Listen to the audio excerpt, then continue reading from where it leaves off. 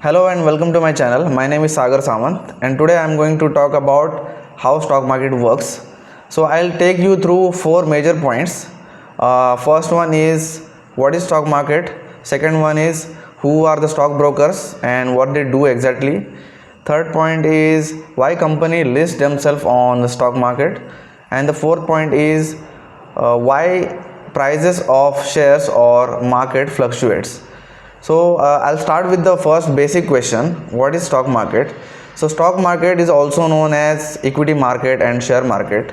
It is basically nothing but a place or platform to buy and sell shares.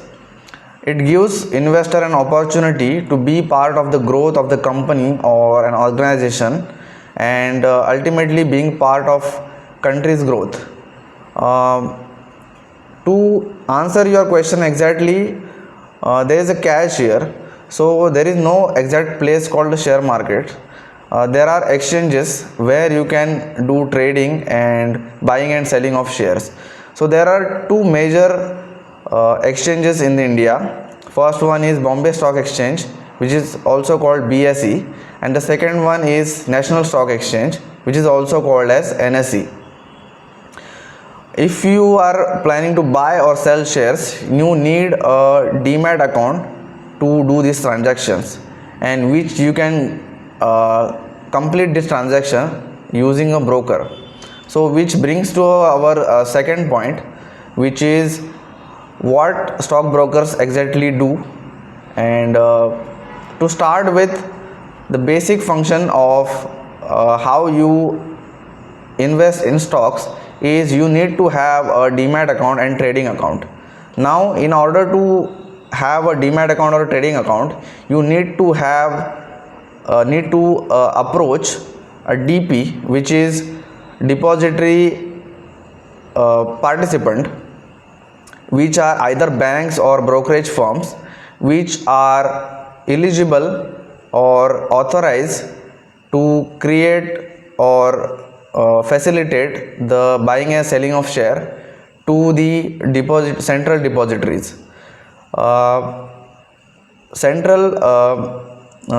Security and Exchange Board of India, SEBI, authorize these banks or DP or brokerage firms to facilitate these transactions.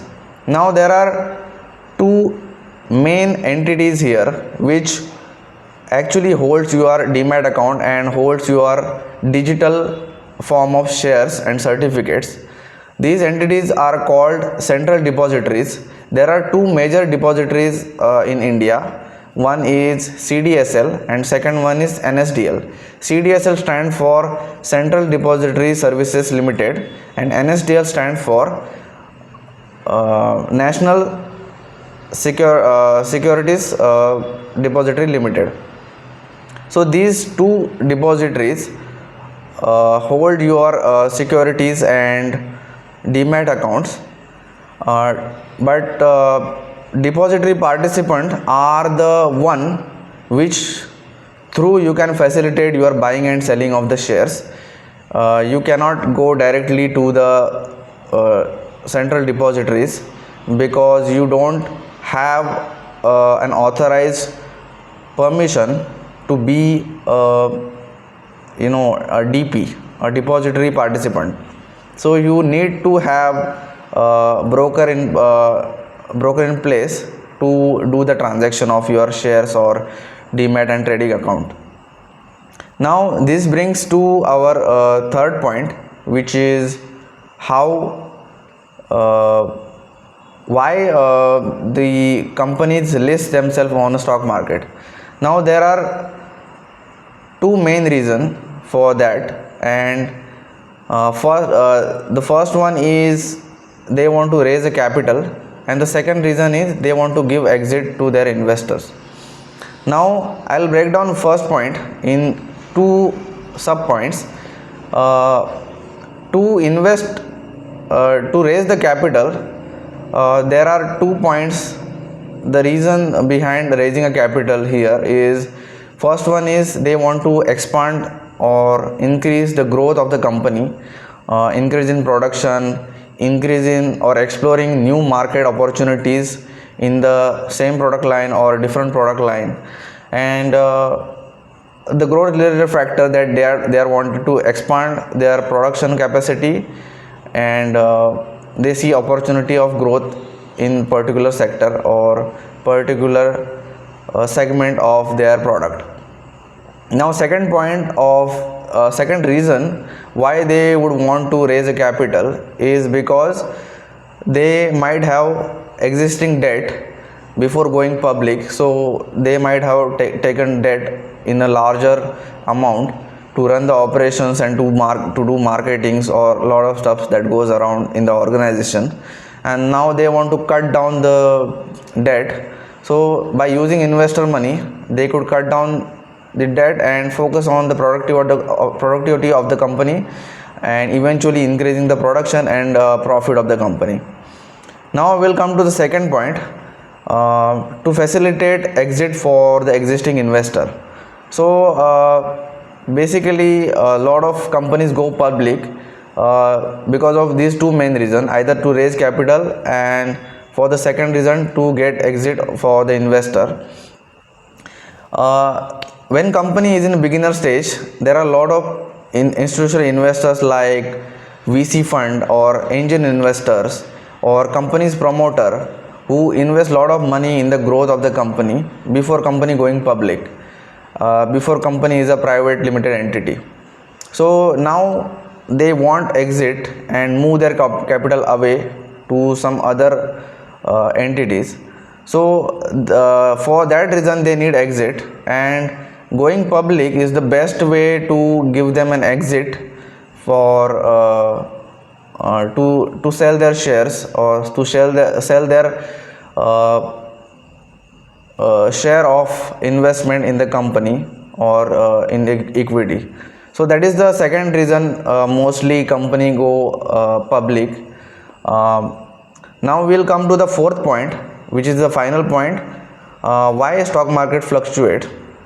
So there are four reasons, four basic reasons. I will not go into deep, but general touch upon the four topics which might contribute to the fluctuation of the market.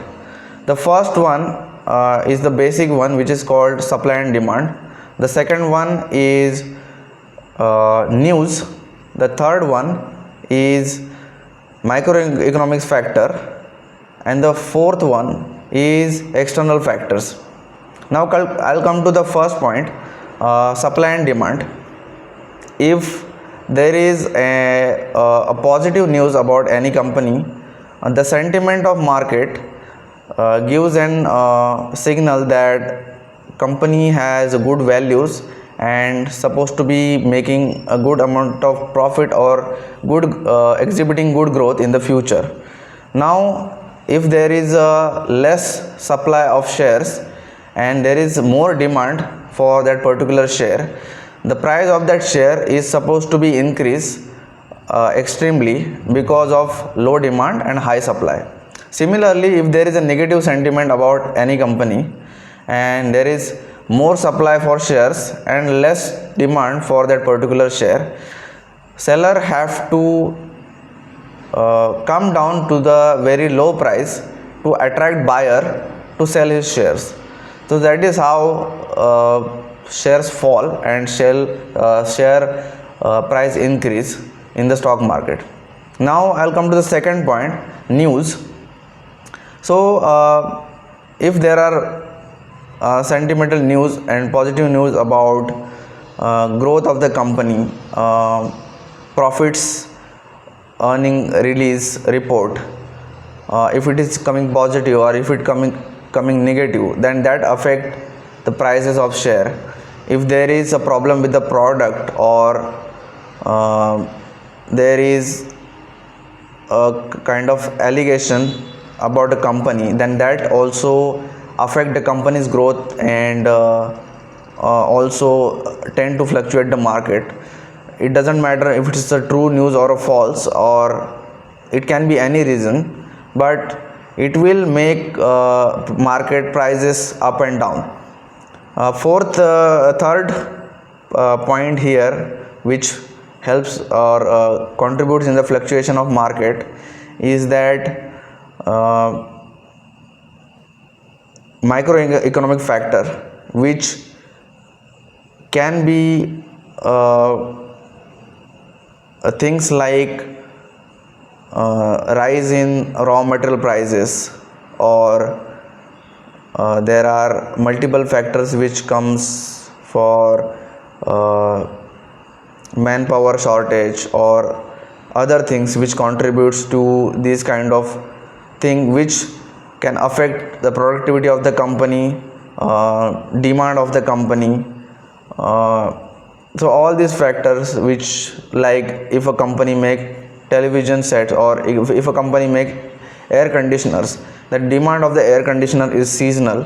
So in particular seasons there are lot of demand of ACs. So rest of the time there are a very significant amount of demand. So that is why these kind of factors have to consider while to these kind of factors usually affect the share price volatility. The fourth point is fourth and I would say a major point, which outside of control of the company itself and which depend on the external factors, which is basically if there is a war going on, or if there is a sentiment about elections or some kind of things going on which can affect a stock market. So that can be a contributing factor in fluctuation of market. So all these things can go in market favor or against market to create volatility. So yeah, that's all I wanted to explain in this video. Stock market is a very complex operation which runs by multiple entities, organizations to execute this very huge and large trading of shares and ownership of companies, which in itself is a kind of miracle and amazing thing to see. And it has very complex things which runs the market. And in the subsequent videos I will try to explain one by one how small things contribute to stock market, and what are the major factors, or what are the major things we should know to stay in the market and to get an understanding of the market. I hope you must have gotten some kind of value out of this video. If you have any suggestion or feedback for me, do let me know in the comments, and I will come back with a new video. And thank you for watching, and I will see you soon. Bye.